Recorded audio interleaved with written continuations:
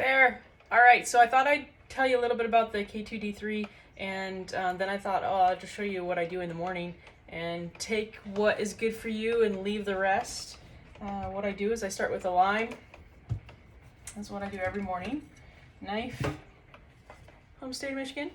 I only use a half a lime. I don't use the whole thing. I put this away for tomorrow. What I do is I just use my fingers and I juice it. And what I use the lime for is to help balance pH. So we squeeze that in there.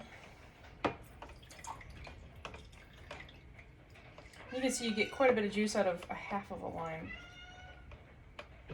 So quite a bit. And then from there, I add pink Himalayan sea salt. This makes it a little bit more palatable, and it helps with adding some minerals. Just a little bit, like I sprinkle it in at this point, but I would say it's probably a quarter teaspoon. And then I add, so this is aqueous iodine, which is fantastic for your thyroid. In the United States and North America, there's a misnomer that we get enough iodine from our salt. Well, I eat a very low salt diet. I don't like, little lady with the umbrella, the Morton salt.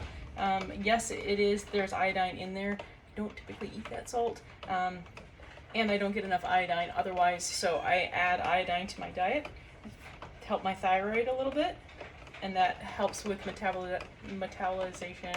That helps with temperature control. Your thyroid controls a lot of different functions, especially hormone development. So really, really crucial that your thyroid is working properly. This is an aqueous solution. It's the only one I've been able to find that's clean, that's only water. Rest of them they're attached to plastics, they're attached to different chemicals to keep the iodine stable, because iodine is actually a gas. So they've figured out a way to put it in water. So I use this, and let me grab that container for you.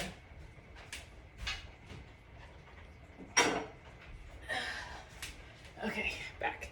So this is what the bottle looks like, but you only need one squirt, so I put it in a little spray bottle. One squirt in there. There's the iodine. And here's the K2D3. Really small bottle. You only need, I think that recommends like 17 drops, so I use about 3/4 of a dropper. Goes right in. So the K2D3 is fantastic for making sure that your calcium is not being put into your arteries, it's actually being put into your bones. So D3 by itself it needs a helper to be able to be utilized, and that's the sunshine vitamin D. It needs a helper. It needs calcium. It needs vitamin K to be able to be utilized by the body. So with this solution, you've made sure that the D3 has a partner in the body to actually be able to utilize it, and the K2 helps with, like I said, the calcium being able to be laid down on the bones instead of in the arteries, which is fantastic. We want to prevent those cardiac issues. I also use this 5-seed blend. It has sunflower, coriander, sesame, pumpkin, flax. So it's just a really great oil that has your omegas in it, and you can use this in like salad dressings or whatever you want. I just throw it in here, about a tablespoon. I've been doing this for a while, so I don't even pull the tablespoon. I just dump it in. Black cumin oil. So we started taking this, Amy and I started taking this because she was starting to have hot flashes. And this is one of those oils. It's a nice fatty oil. Again, you can put it in as a salad dressing, but it allows your hormones to function properly, and it's a natural state. So we use the cumin oil. That one comes out a little faster.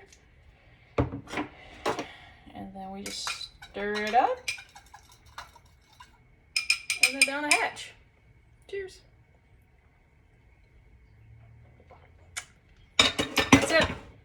It's my morning routine. Make sure I get all of the stuffs.